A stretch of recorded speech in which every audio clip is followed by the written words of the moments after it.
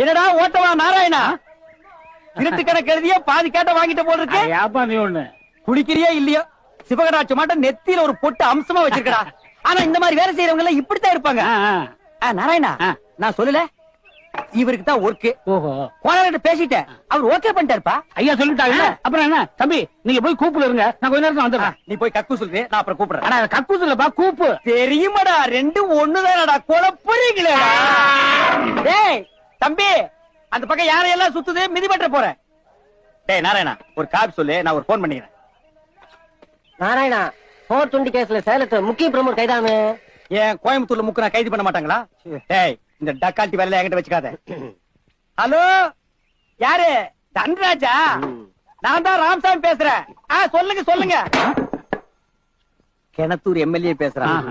எல்லாம் நம்ம பசங்க, நம்ம ரெக்கமெண்டேஷன்ல ஓட்டு வாங்கி ஜெயிச்சவனுங்க. ஆனா எமத்து